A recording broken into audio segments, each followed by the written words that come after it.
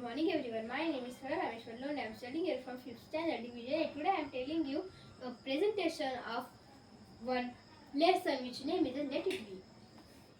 It was a habit of Buddha to traveling one place from another to preach. म्हणजे बुद्ध नावाचे एक धार्मिक नेते होते.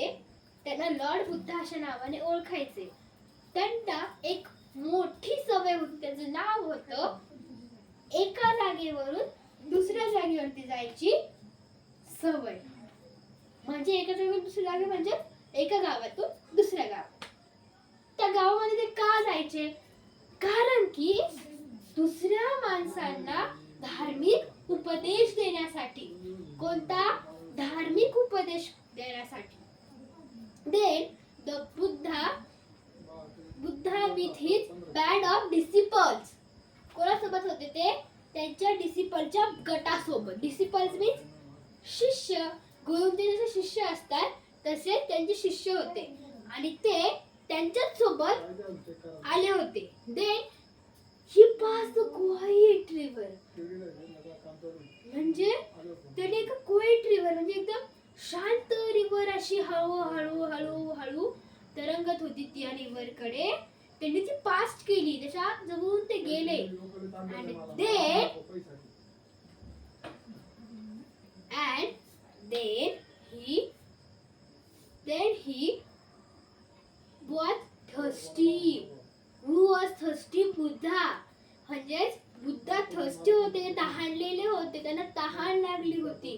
Then he asked his one disciple to fetch some water from river. त्यांनी काय सांगितलं?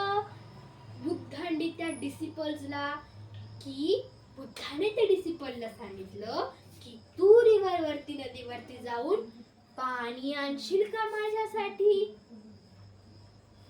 विचारलं नाही त्यांनी. त्यांनी त्यांच्या फेवरेट डिसिपलला, त्यांच्या आवडत्या शिष्याला पाणी आणायला पाठवलं. त्यांच्या आवडत्या शिष्याला पाण्याला पाठवलं. Then the disciples saw the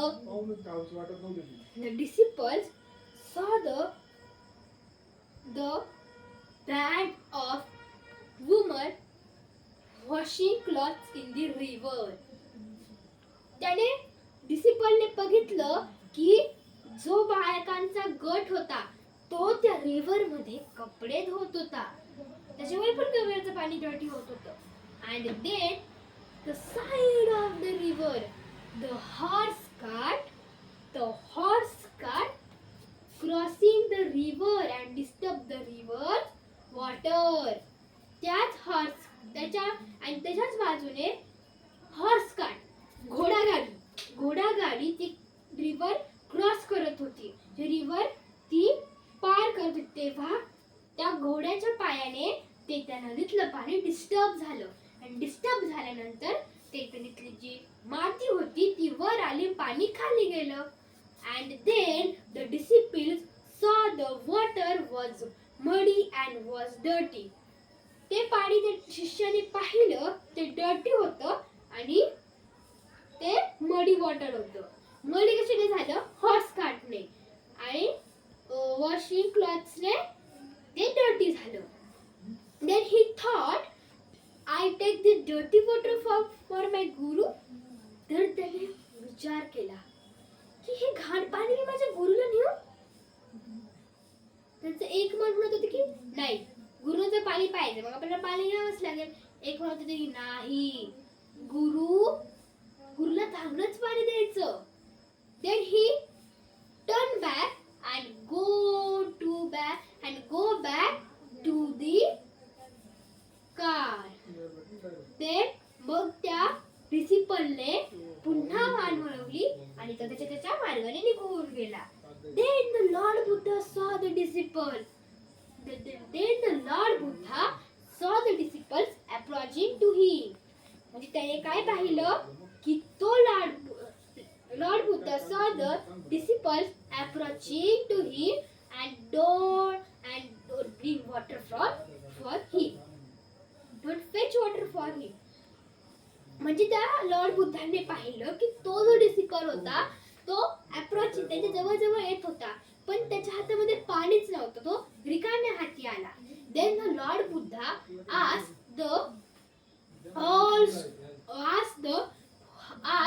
the disciple, why are you not bring water for me? तर त्याने लॉर्ड बुद्धाने त्या डिसिपलला विचारलं, तू माझ्यासाठी पाणी का नाही आणलं? Then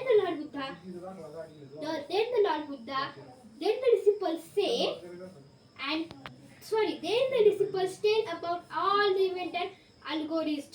म्हणजे त्याने ऑल दी स्टोरी त्या लॉर्ड बुद्धांना सांगितली.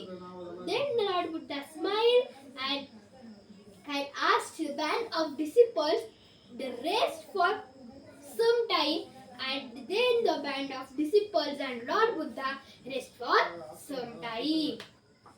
त्याच्यानंतर लॉर्ड बुद्धाने स्माइल केली आणि त्यांच्या ऑल ग्रुपला सांगितलं, त्यांच्या बँड गटाला सांगितलं की तुम्ही सर्वजण आणि मी थोड्यासाठी आपण रेस्ट करूया, थोड्या वेळासाठी आपण आराम करूया.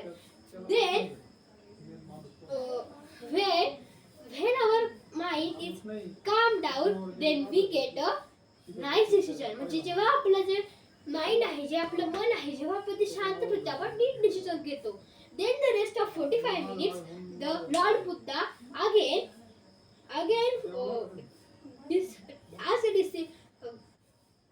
disciples to fetch the water from the river. त्याच्यानंतर 45 मिनिटानंतर त्या लॉर्ड बुद्धाने त्या डिसिपलला पुन्हा त्या रिव्हर वरती पाणी आणायला पाठवलं.